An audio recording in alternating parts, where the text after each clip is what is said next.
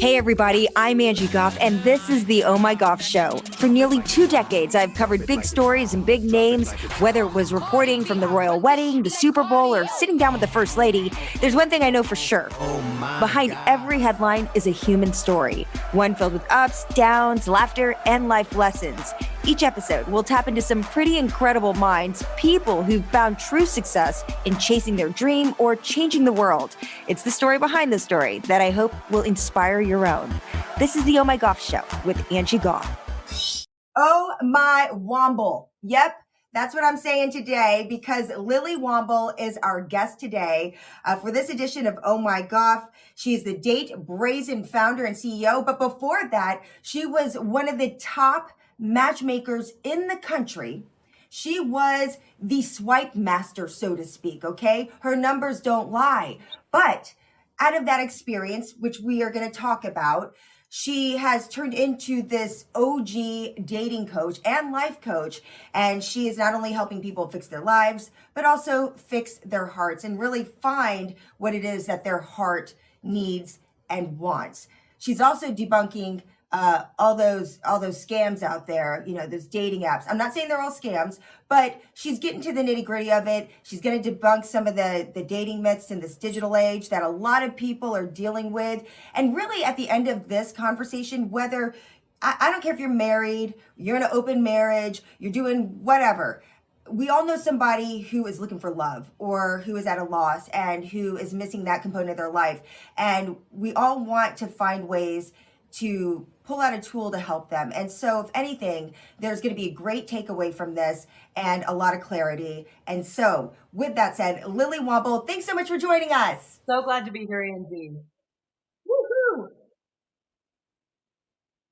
So let's get right into how do you become a matchmaker? I mean, is this something you went to school for? No, absolutely not. I was working in the feminist nonprofit space. So I was going to conferences in Malaysia and in Turkey and working in international women's rights and development.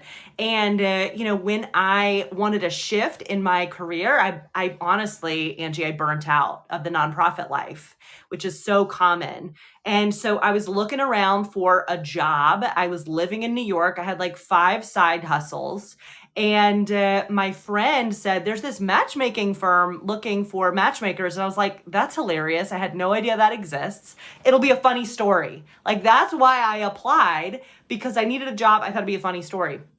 But then once I went through the rigorous application process and the interview process where I had to pretend that my client was being stood up and what would I say to them and all of these high stakes emotional conversations, I realized that dating was a microcosm of well-being.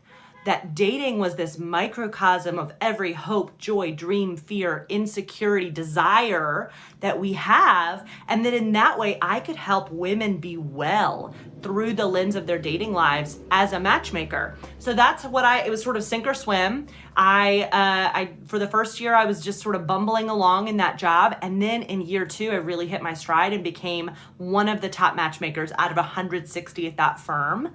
And that's how I got started in that industry. This is a top firm. I mean, this is a big firm, one of the elite firms. And so you became top 3 in this, and then something dawned on you. You were like, and tell me about that epiphany. Well, I mean, to tell you about that epiphany, I've got to tell you about my personal life, which at the time was in not a great place. I was in a really toxic romantic relationship with somebody who I thought was good enough simply because they wanted to be with me. I was shoving my needs into a box because of my fear, because of my internal story that I was, quote, too much, that I was too intense, too bossy, too loud, too opinionated, too sensitive. And so while I was giving advice to my matchmaking clients, like, you deserve the best, let's get you on some great dates, I myself was accepting so very little as a later bloomer in life. And so I noticed this dichotomy. And when through a lot of therapy, I gained the courage to leave that toxic relationship, I sort of looked around for what is my next step? Like, I got into this relationship. I don't want to settle again. So, what am I going to do to prepare myself to find the best for me, to believe that I deserve the best? So, I looked around at my therapist. She was so helpful in so many ways, and she hasn't dated in 30 years. She didn't know like what to tell me. My friends and family told me to play the numbers game, to get on more dating apps, to just swipe a little more. Are you sure you can trust what you want? Are you being too picky, right? And that which we can get into it. I think that dating advice, while well-meaning, is rooted in the patriarchy and rooted in women playing small. Then I looked at matchmaking. And while I was, top matchmaker, I saw that long term, they weren't measuring the long-term metrics. The long-term metrics were that not most people were not achieving their relationship that they wanted from that resource. So I was like, there has to be a way for me to be my own expert matchmaker and to really advocate for myself in my dating life in a way that is wholehearted. And so I started to coach myself. I started to ask myself questions that were hard, Angie, like what stories were beneath the surface of me accepting so very little? Where did that come from? What did I really want and why did I want those things? What were my essence-based preferences? What if I was allowed to want what I wanted? And so from those baseline questions, I started to build a dating life that felt like self-care, in which I was really caring for myself. I was setting the boundaries. I was asking for what I wanted out loud. I was being bold and courageous. And so I had fun, single. I was having fun, and I started coaching my matchmaking clients on the side, like secretly, and they started to find better dates for themselves than I or anybody else could find for them. And I met the love of my life as a result of this work. Because before doing this work, I think I would have been getting in my own way of finding the right connection. And so that's when, about 5 years ago, I decided to break up with matchmaking and start Date Brazen, because I knew that with the right tools, women could be their own best matchmaker and advocate. Yeah, and what a story. By the way, do you meet the love of your life? Deserves an applause. Yes. I know whenever somebody goes through something transformational like that, it's scary. I mean, you make it sound easy, but I know what it's like to walk away from a job that's secure, that you're good at, people like you at, but in the heart of hearts, you just know that there's something else out there, or that you're not totally whole, and so there's risk involved, but that's the only way we grow, right? And from there, look at you. I mean, you're skyrocketing here. Your TikTok is taking off. People love it. Date Brazen. We talk about dating specifically, but what I really liked about you when I started listening to some of your podcasts is that it really transcends just finding love. Self-care, we think about putting on a sheet mask. Hey, I'm the biggest person that I take at night. I take a warm bath almost every night. Like, that is my zen. I drink some wine, maybe some sipping tequila, whatever it takes. And to me, I'm self-caring for myself. But you really flipped this on its head for me. I've never viewed my relationship and how it feeds into my soul, like as a form of self-care. Yes.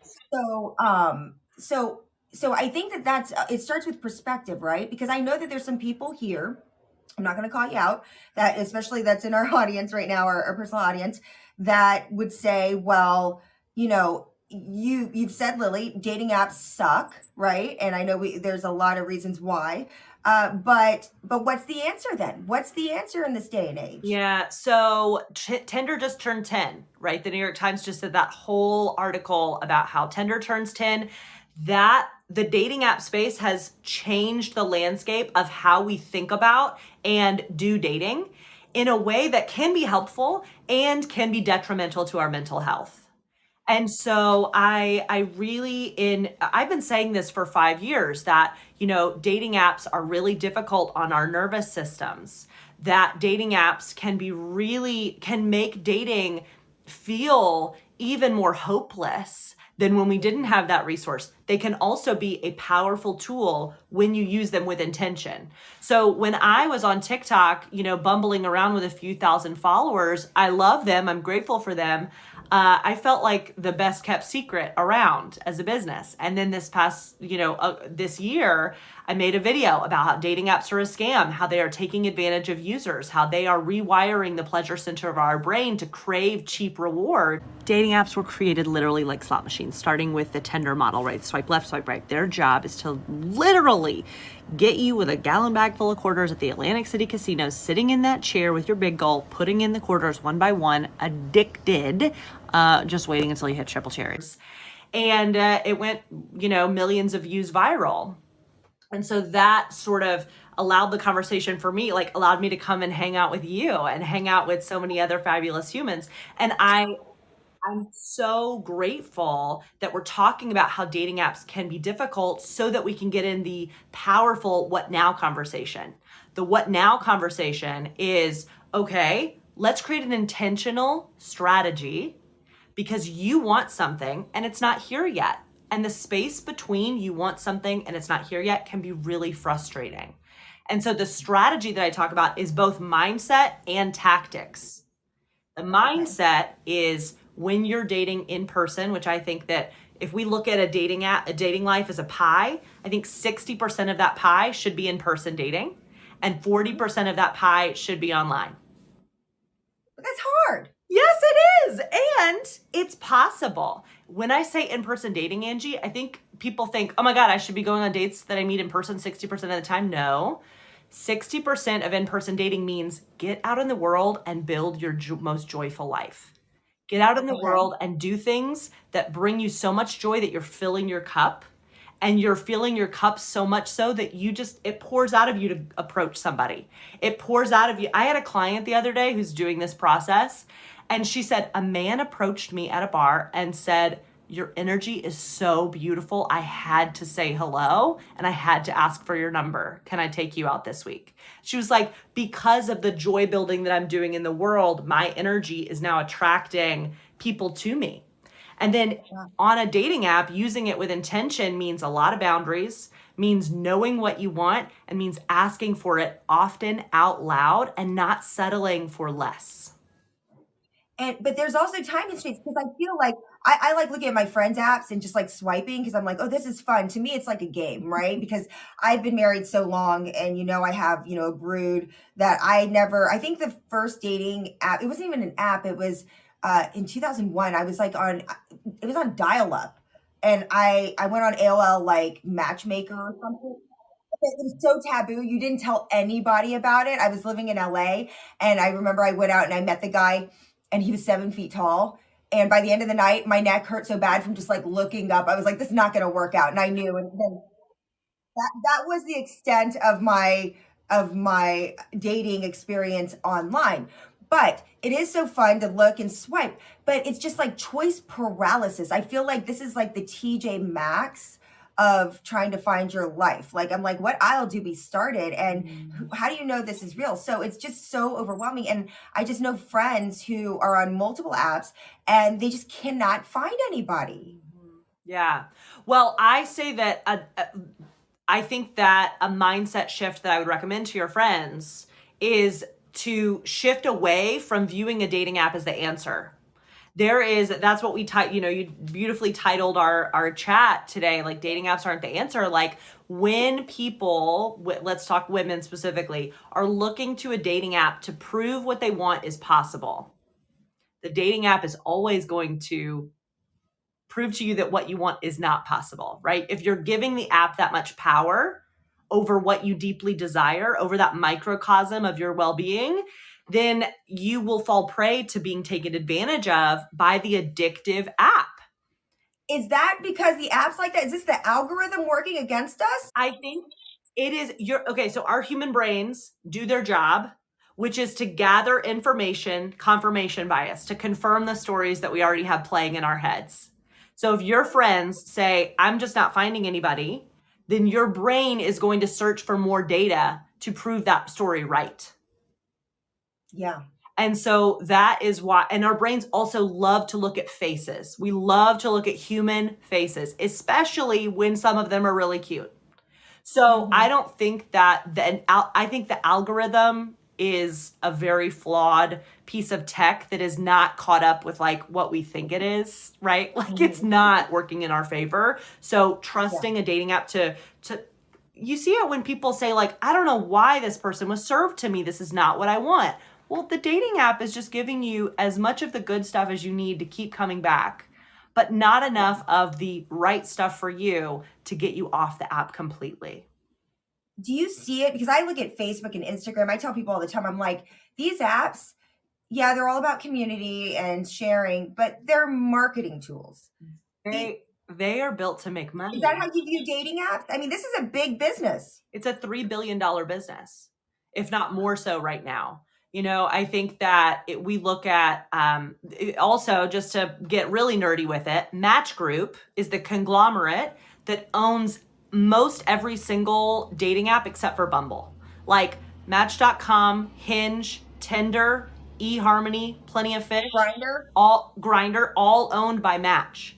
Actually, I don't know about Grindr. I want to fact check myself on that, but I do know that those are owned by Match. And in 2018, the FTC sued Match Group for fraudulent dating app behavior, like creating bots to lure people into paid app upgrades. So I'm just saying that a dating app can be a powerful tool when you are in charge of it.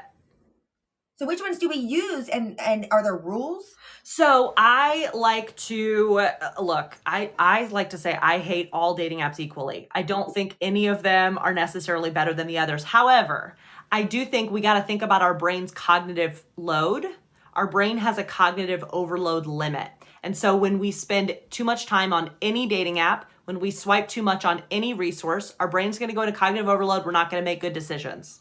So I recommend an app that is a one at a time swipe model just to help your brain out. I recommend Hinge or Bumble to like one or the other, just one dating app, not 5, not 3, because I also only recommend 20 minutes a day. Oh, really? And in the morning, at night, like when? Whenever you feel beautiful, whenever you feel awake, and whenever you feel like that time can be sacred for you to invest in yourself in this way. Okay. All right. I have to bring somebody in here. Yeah. This is one of my favorite people in the world, my Aish warrior, and she's a hard worker, successful woman, full of life and joy, works a lot. And not that this is, I'm trying to get a free impromptu dating sesh with you, Lily, but Aish, what's been the problem with you, girl? I don't think there's a problem with me. No, I don't know. I was listening to exactly what you're saying. And it's funny because I agree with you. I think like a lot of it is also just working on myself, which is also kind of what I've been doing in a way, taking a bit of a step back in dating and just focusing on like my friendships and building more of a life in DC. I just moved to the city like 2 years ago. So that's what I usually try to spend my weekends on, and then making room in the middle of that too, of like, okay, like here's someone who like I talk to on one of these apps. I can, go on a date with them. But yeah, I'm over the phase of like just accepting every date or every whatever. Yeah. How many do you accept, Aish, usually? Or do you not? I mean, are you like doing 5 dates a week, or no. I mean, not to get personal, but No. Usually, if anything, it's like once a week. I typically like Sunday afternoons are my date days. This past weekend was kind of weird where I had 2 in a row, but I was just like talking to 2 people for like a couple weeks. So yeah. But yeah, I usually try to vet them out for a little bit first. Good. What are you feeling? Can I jump in, Angie? Is please that okay? Please do. Yeah. When you think about your dating life, Aish, what do you feel in your body? It's not, I'm not hard on myself for it. I think I just really recently started to get more serious about it. And my schedule is also kind of hard to like really make a lot of time for it right now, at least during the week. So I try not to like, when I look at it, it's more like, oh, I wish I had more time to go on dates, but it's not so much of like, it's not happening fast enough or anything. I'm not quite there yet. Okay. Well, you may not get there. Like, let's not dress rehearse tragedy in that way. Can I share some thoughts with you? Yeah, absolutely. Okay. So I don't think it's I think that this idea of more dates, i.e. numbers game, I wish I could go on more dates. Like, I don't think that necessarily more dates equals greater chances. Yeah. And so in that way, I love that you're not beating yourself up. I love the self-compassionate approach of like, of course I'm busy. Of course I'm struggling. Of course I'm taking this seriously. I'm learning new things. Like, you're doing a great job, first and foremost. And then I think in terms of how can we make it so that the few dates that you go on are the highest quality possible for you, right? Like focusing in on, I wonder if have you gotten in touch with like your deeper preferences, like how you want to feel in the right relationship and what the values and personality traits are? Yeah, I think I have. I have gone on some successful dates. Yeah. And so I try to like hone in on those feelings I had when at the end of the first date, like, was I really excited and did I want to see them again? A big thing is like, am I attracted to them? Yeah. It's important. Yeah. So it's like things like that I just want to make like, because sometimes people are good on paper and like you get along with them, but like there's no actual connection. So I think I've been doing a lot of self-reflecting too at the end of every first date. I love that so much. And I think in that way, you're exemplifying, you may not feel this way in the moment. I see it as like you're exemplifying the dating is self-care model. You're tuning in with your intuition. You're trusting your body. You are asking the right questions of yourself and hopefully probably the other people. You are like really honoring your priorities in this life. Like, I think there's this fallacy that the way that women have been working and becoming badasses in their career, like, it has shifted for sure in the last 50 years. The way that women are allowing themselves to think about dating hasn't shifted as much in the popular consciousness, I think. I think it's a fallacy that ambitious, successful, powerful women need to in any way dim their accomplishments or dim their, anything to find the right person. And as a busy human who has a great career and killing it, like, I love that you set aside Sundays, like you set that boundary. Good job. Yeah.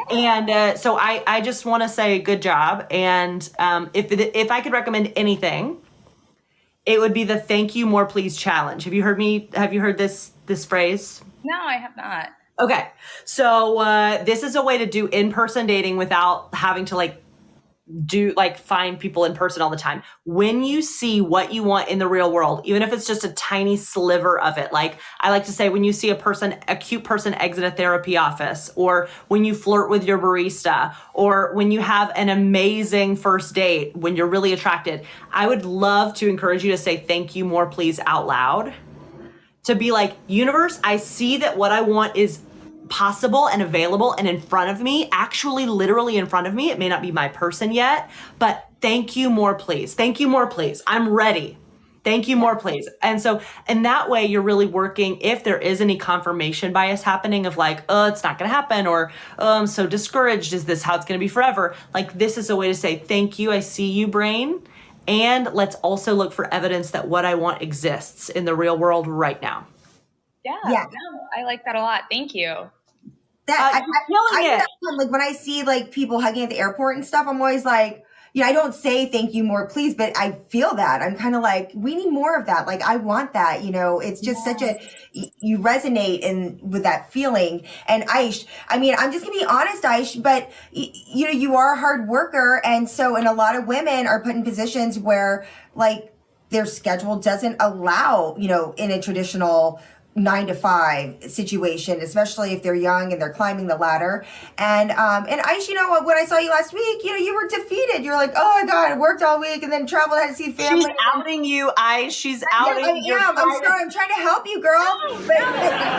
I just you were like, and then I have to go on this date, and I was like, how do we sift through and prioritize? And is it a matter of saying, hey, man, like maybe I need to change my job, if this is my priority to find love, or is that too drastic? Or I don't know. So I feel like sometimes all of this just like snowballs together and it just becomes overwhelming. And then it ends up with, I can't find anybody and I'm just not happy. Not to say that that's you, Aish, but yeah, I just feel like a lot of people are in this predicament and they're trying to juggle all these balls in the air. It's incredible how many amazing women that I work with who are in awesome seeming jobs on the outside, and that after we worked together, they quit their job because they realized that wasn't the most fulfilled they could be.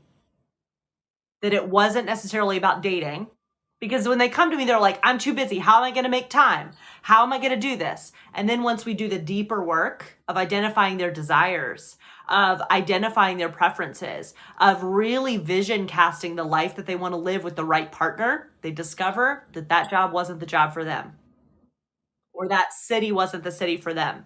And so I would shift that conversation of, should I quit my job because I'm too busy, to, are you fulfilled here?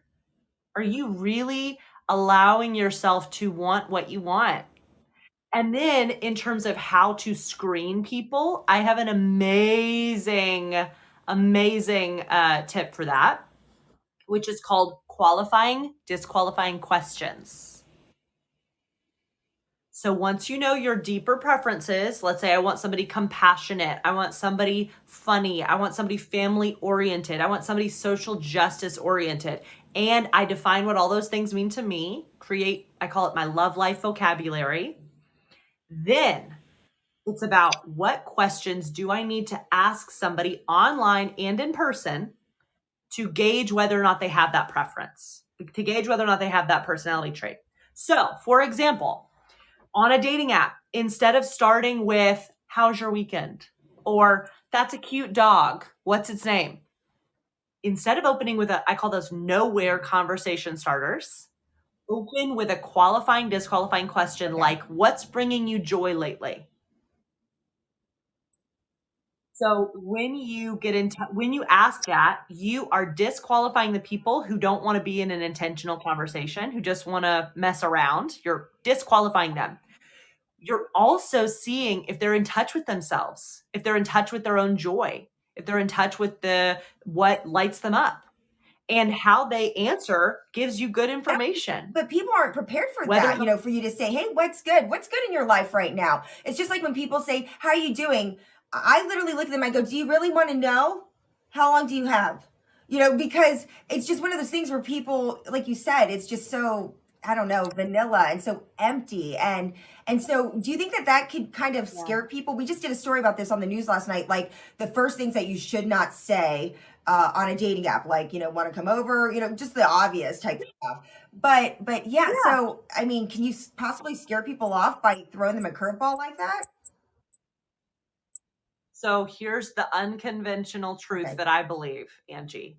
You are for the few, not for the many. So yes, you will scare people off, and those people were not right for you. So scare them off. So, and you don't have to use that question. There are people who I've worked with who are like, that doesn't feel aligned for me. And I say, great. Maybe it's, what are you learning about lately that you could talk about for hours? Or what made you laugh the hardest lately? Just something that aligns with what you want and what you want to know about somebody.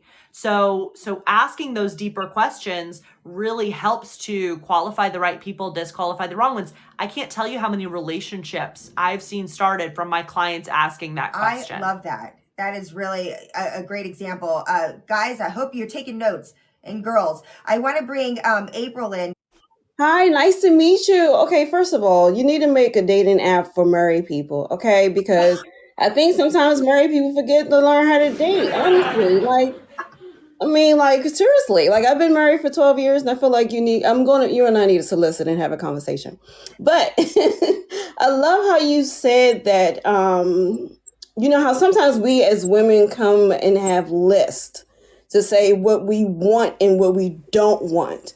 And it feels like we're going back to that list when you're doing a dating app, such as, I don't want someone that doesn't believe in God, and I want someone that likes magic, and I, have all these preferences and all these wants.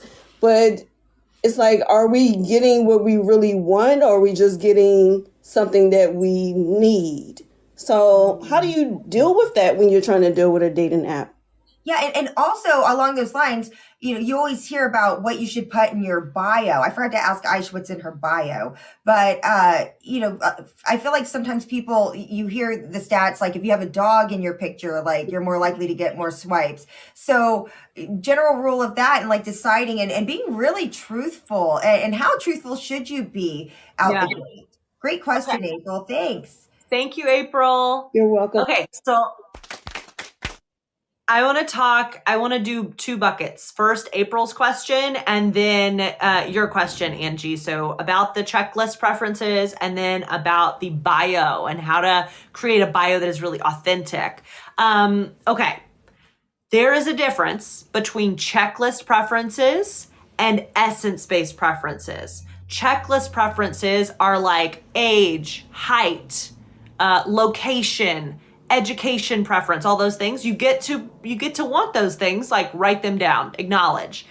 Essence-based preferences are, how do I want to feel? Right? How do I want to feel in the presence of this human? What personality traits, values, what do they value? Okay. So I think that people can get to want anything that they want as long as they know how they want to feel with that preference. Because we can't create a snapshot. This isn't Build-A-Bear.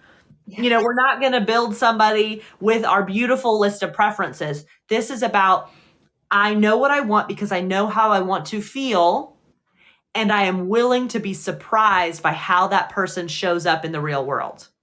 So it's not about some people overfunction and they are like, I want rigidity. I want this certain resume. Overfunctioning. Underfunctioning sounds like, I don't know if they're nice. If they're nice, I'll go out with them.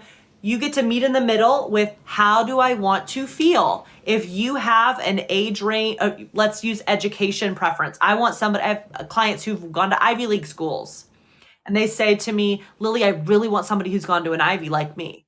And I say, okay, let's get underneath the surface of that. How do you want to feel with somebody who has gone to an Ivy like you? Well, I want to feel intellectually matched. I want to feel met. I want to feel seen. I want to feel like we value the same things in our lives.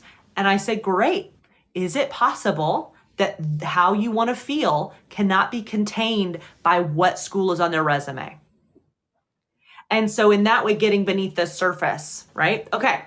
That's my answer to that question. Now to the dating app bio piece, because give you an example. I am the biggest Gilmore Girls fan that you've ever met. Mm-hmm. Like, I dare you to find somebody who likes it. I've watched the show an embarrassing amount of times. I have been to not one, but two Gilmore Girls fan festivals in Connecticut. Okay. With 1,500 of my closest friends, in which I stood on the stage and I did the debate of which Gilmore Girls boyfriend was the best one. Like, I'm deep. Okay. Wow. Okay. If I was dating, I would put a picture of myself at Gilmore Girls Fan Fest on my profile. Because I want you, as somebody who's seeing me and seeing whether or not I'm right for you, I want you to see my joy. I want you to see my personality. I want you to see that I'm intense about the things that I love.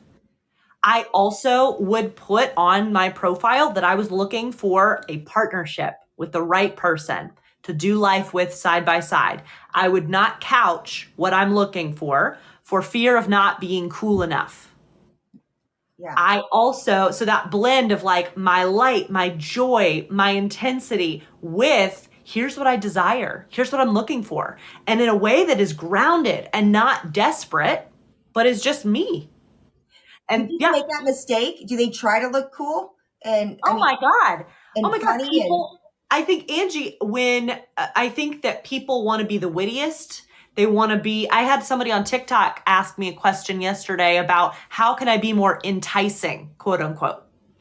In the word enticing is reflective of the of the mindset that she's in, that she feels like she needs to lure people in because her chances feel so low, right? That's a normal human response to seeing a lot of stimuli and your brain making that mean that you're not good enough, pretty enough, interesting enough. So let me be more, quote, enticing. So getting away from, I need to be for everybody, let me play the numbers game, to, I am for the few, not for the many. I really love that. So the things that you're the most passionate about. So if I was building my profile, it'd be me and like a McDonald's filet of fish and Dolly Parton. I mean, just put it all out there, right? Yes, absolutely. So I think that in terms of pictures, like a beautiful smiling headshot or a picture your friend's taken for the first picture, second picture, full body, show what you've like, show yourself, allow yourself to be seen in a joyful moment. And then from there, it's all about how can I show joyful bursts of my authenticity and not try to be someone that I'm not, because the right person is also seeking me out. Yeah. I didn't think about that. People trying to look cool and, just on that first impression. And I guess that's why when people meet in person, they're so surprised so many times. And I know as a matchmaker, you probably have dealt with your share of that as well. But April, thank you so much. Thank you. Don't forget, we're going to talk about this marriage dating app here. We're going to talk about your new app and your new business, your new side hustle. About some of the mistakes, that people make when it comes to these apps. But we also talk a lot about the in-person. And I know that you made us think of in-person dating in a different way. Like it's almost like you just putting yourself out there. But when you are dealing with time constraints or a job that's a time suck and, or weird times, how do you do that? How do you meet that 60%? Hanging out with the same friends and you're older, and you're not in like a scene, like a college scene or, what's your answer to that? Is there any workarounds? Yes, absolutely. Okay, tap your network. This is about using your community. And I recently did a workshop called How the Hell to Meet Someone in Person. And I had hundreds of people buy tickets and come because people are hungry for this content. And one of the biggest aha moments that most people walked away with was how to tap your friends into helping you effectively. Because no offense to you swiping on your friends' apps, I don't think that that's the most effective way to help your friends find love. So I think that those qualifying, disqualifying questions that I mentioned earlier, you will share those with your best friends who are your ride or die people. Have a conversation, have a strategy conversation about, we're strategizing for your love life, friend. So let's sit down. I'm going to share my preferences. I'm going to share how I want to feel. And I'm going to share 2 qualifying, disqualifying questions. And our job as a team is to be creative problem solvers. So something that then coupled friends say who want to help their single friends is, I just don't know anybody who's single. I don't have anybody that's good enough for you. So that can be really frustrating to a single friend who is also struggling. She's asking for help. And so as a coupled friend, I think it's appropriate to instead say, I just don't know anybody, to say, what does support look like for you?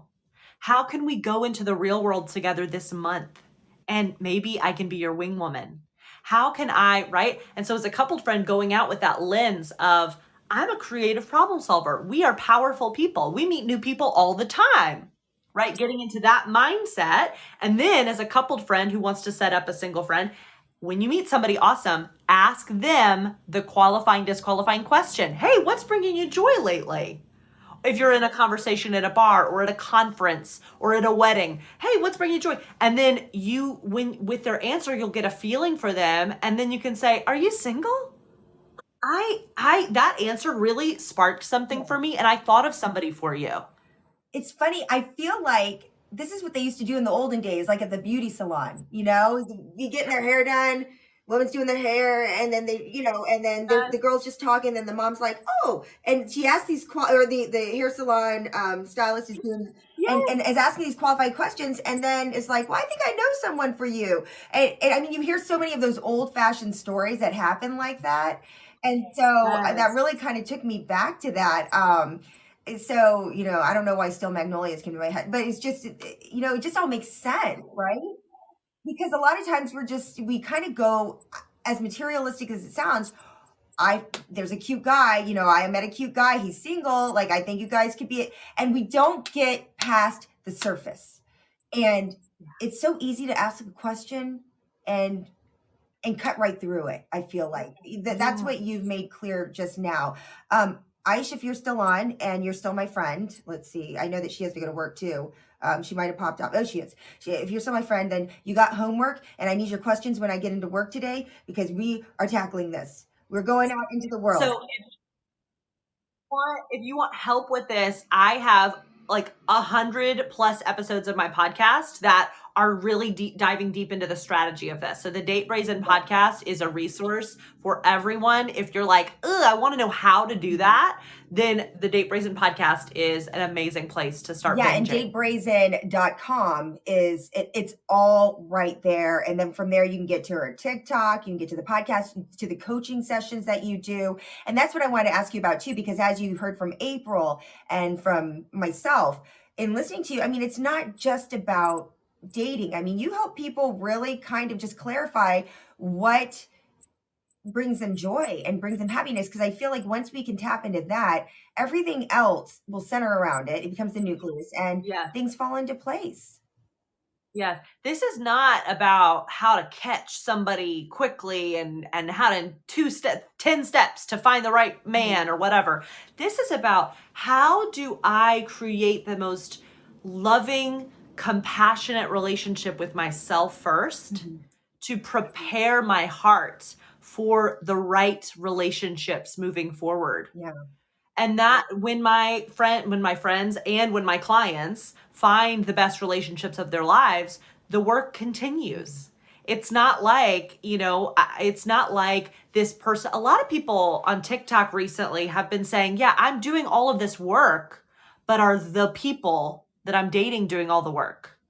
And I feel like I'm the one doing all the emotional labor, and men or women aren't doing the intentional work on their dating lives. So it's really lonely. And to that, I say, that's really hard. And the point of this work is not to find a relationship in 10 weeks flat. It's to really change your life and orient around your essence, orient around your joy, to create a wholehearted existence that is full of pleasure, instead of that framing of, you have to fix something about yourself to find love. There's nothing to fix. But I think we all have that person who's like, I'm never going to find anyone. What do we say to that? Yeah, it totally depends on what you know about the friend. Some people want a pep talk. Some people want you to encourage them. If I were at that table, I'm imagining margaritas in front of us. I'm imagining chips and guacamole that we're eating incessantly. And the friend next to me or across from me says, I just don't think I'm going to find anybody. I would say, that's really hard. I'm here for you. I wouldn't try to say, no, you're wrong. There's so many people out there. You just don't know. I would say, this is a really hard moment, and I'm here for you. Yeah. And I would be curious about what they were going through, instead of trying to push them to believe something. Because I like to say, what is meant for you will not pass you by. And I believe that what you desire is evidence that it exists. I mean, Angie, think about your beautiful career. You had probably a vision for what you wanted to create. And there might not have been very much evidence in your life yet at the beginning of that vision to prove that it's going to happen for sure. You had to desire it. You had to desire it and then take steps forward to manifesting it and creating it. And so in that way, people, like, I believe that the desire is evidence that it can come into being. And some people say, that feels too heavy. I don't believe that yet. I don't believe that what I desire will come to pass. I don't believe that what is meant for me will not pass me by. So then I say, that's okay, because I'll believe it for you until you can pick that up for yourself. Yeah. It's not a deal breaker that your brain is trying to protect you right now. Our brains are always trying to protect us from rejection. And so that's why I think resetting your nervous system and allowing yourself to feel your feelings is so important, so that then you can pick up that belief for yourself when it is available. I love that. And because it kind of reminds me of how what Oprah said, but there were times in my career where, I did, put it out there. And because my job was the love of my life at the time, right? And so everything was like poured into it. And then there were things that I wanted so bad and worked so hard for, but yet they never came to fruition. You're this close and something just doesn't come through. And it was crushing it and defeating. And it's almost like, but it worked against me. It worked against me because I was so fixated on A, B, and C. And then when it didn't happen, everything else sucked.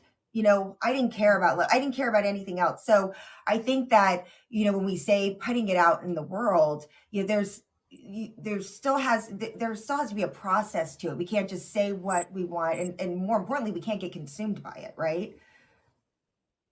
Absolutely. I think that becoming attached to if then thinking, if I find a relationship, then I will be complete. If I get the job, then I will be more worthy or valuable. I think that is dangerous. And the work of getting in the energy of what you want means putting yourself in the way of opportunity and then having your own back when inevitably rejection happens. Rejection happens when you are putting yourself out there. No matter what it is. I mean, I just went through the process of searching for a literary agent, and I was rejected so many times. I'm there with you. Oh my God. And I remember like going on my group coaching calls with my clients and feeling like, oh my God, I'm right there with you, feeling the hard feelings of rejection. And the work that I've gotten to do really allows me to be a loving witness to my own brain when that happens, to have my own back, to say to myself, I'm willing to feel anything to be with you. There's nothing you could say, do, or feel that would make me want to stop being your friend. So that then I can process it instead of saying, oh, that's a bad feeling. I don't want to feel that. I got to feel it. It was hard. And then when I did find my literary agent and she was on board immediately with me, I was like, I didn't expect it to end up this way. I didn't expect this connection to work out this well. And how divine, how beautiful that I had my own back. And it led to finding more, and moving through rejection in those valleys was a part of it. What is meant for you will not pass you by, right? Yes. That is what you say. Gosh, I feel like I could talk to you forever, just about everything dating, but also just about finding yourself really, and going after what you really want and finding your pure joy. I feel like the strategies that you share. I do have to ask, and this is just me being curious, but as a matchmaker, I feel like you have stories up the gazoo. Like anything crazy happen, or any wild stories or weird stories and weird situations that other people would relate to, or I don't know. Well, I think that a lot of them are, there aren't many funny stories. Oh, Let me just really? say that. There are many stories that are like, whoa, I can't believe I that. assume you see the best and the worst of people in that position. Yeah, I did. And that's why I really wanted to pivot to building my own business and being a coach, because now I get to attract people in that are really looking for what I want to provide. But before that, I think that women that pay for matchmakers are looking for a solution. Of course, they are feeling a little bit tense. I just spent a ton of money. It is out of my control. I don't know if I can trust this company, right? All of those things go into the energy of working with a matchmaker. And so when somebody, let's say I would set them up on a date, I had hundreds and thousands, I did the math, thousands of phone conversations to vet people for my clients. And that's where I created the qualifying, disqualifying question system. And I would talk to men who were appalling, Like, Angie. what would they say? Like, I mean, well, so I'm a mid-size woman who's curvy, and I would be on the phone with these men, and I think that women over a size 6 are like gross. I don't like that. Like, and I would have to listen to them. And then there was dating is a hotbed for racism and for fat phobia and for homophobia and all of these things. So then my matchmaking colleagues who were women of color would be hearing these microaggressions and macroaggressions from potential dates for our clients, right? So it was this very hard job that wasn't always like, sometimes there were moments of joy, but there were also moments where we'd set somebody up and he would come in and look at the client that we set him up with because it was a blind date, and he wouldn't be attracted and he'd leave.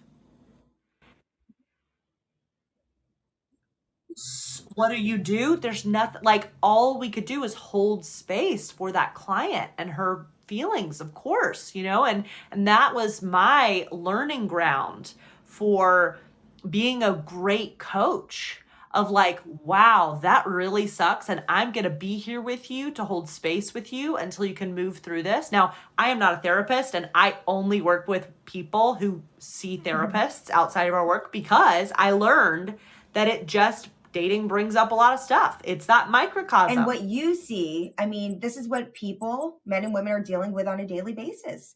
And they're internalizing it and they're dealing. And it's easy to see why they want to give up and why they are just, the life is sucked out of them. Yeah. Wow. And I think that's why I only do, like, I do some high level one-on-one work, but I mainly only do group work, like group coaching, because belonging in community is the most life-changing tool. Like, my clients, I'm the best. Look, Angie, I believe I'm the best at what I do, and that other dating coaches are the best at what they do, and that we're all adding our own best to the mix. My clients, I believe that they are the experts of what they need, that they are their own best answer, and that my job is to help them arrive to their own brilliance. My job is to give them tools so that they can be their own best advocate. I have great tools, and they have their best solutions when they're empowered with the right community and the right support. Yeah. And there's something you said, there's strength in numbers, right? Strength in community, strength in numbers. It's not an effortless, you can't do this and just expect things to come to you. There is a little level of work involved. And I think that the more people you have around, good people, that really know what you want, and that involves listening and asking these questions, then you're going to have more chance of success than swiping 20 million times, and going on I agree. 20 million dates.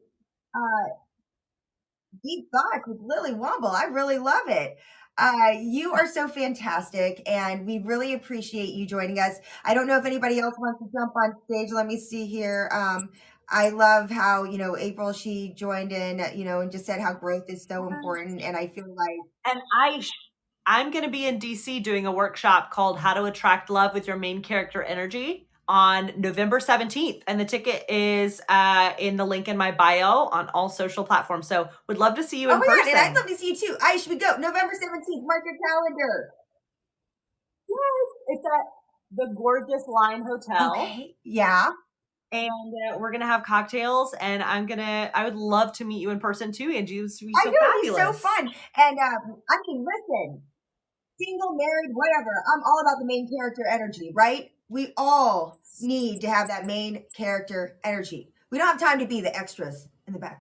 And with that said, so Lily, where can we find out more about you? Where can we follow you? Where can we follow up?